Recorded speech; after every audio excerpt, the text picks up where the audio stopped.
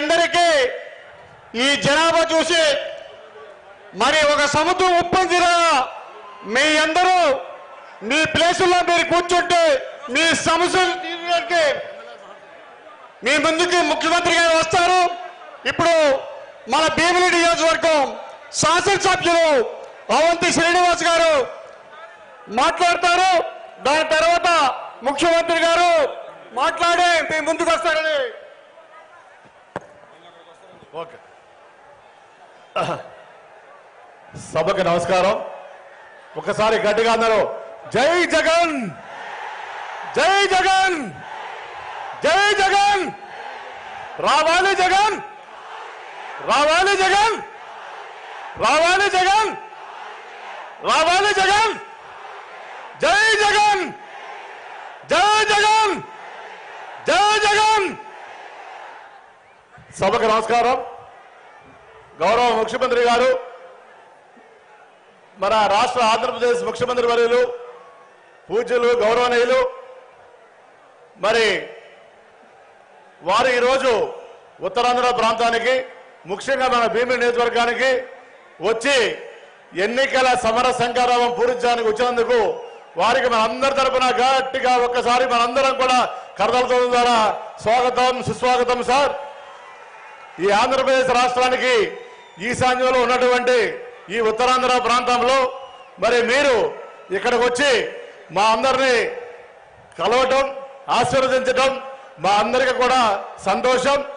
మరి వేదిక మీద ఉన్నటువంటి గౌరవ మంత్రులు, గౌరవ శాసనసభ్యులు, శాసన మండలి సభ్యులు, సమన్వయకర్తలు, అలాగే ఇక్కడికి వచ్చినటువంటి అశేష వైఎస్ఆర్సీపీ కుటుంబ సభ్యులు, ప్రతి ఒక్కరికి, పాత్రికేయ మిత్రులకి అందరికీ కూడా పేరు పేరున కూడా మరి మా నియోజకవర్గం తరపున స్వాగతం సుస్వాగతం తెలియజేసుకుంటూ మీ అందరికీ నా విజ్ఞప్తి, సారు మాట్లాడతారు.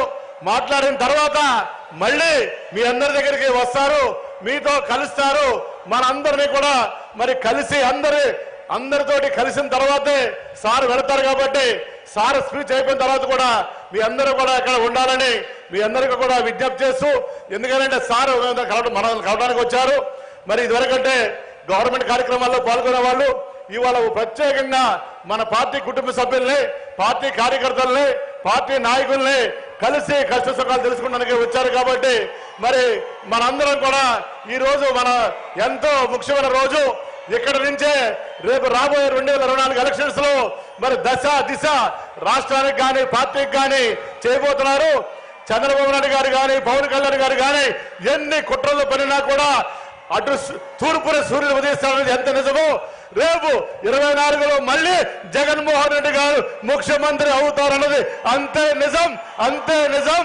మరి ఆ యుద్ధానికి మీ అందరూ సిద్ధమా? మీ అందరూ సిద్ధమా? మీ అందరూ సిద్ధమా?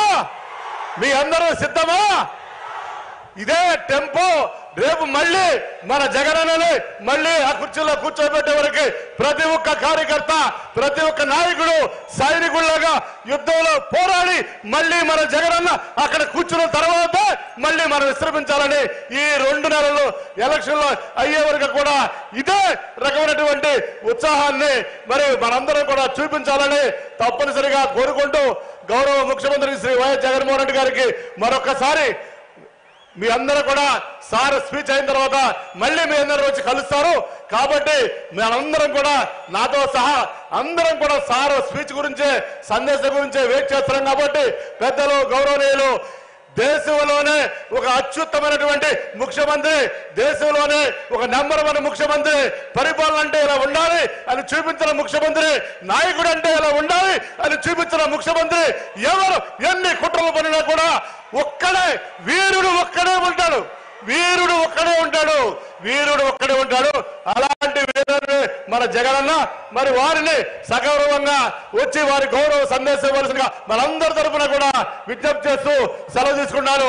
జై హింద్, జై జగన్, జై జగన్, జై జగన్.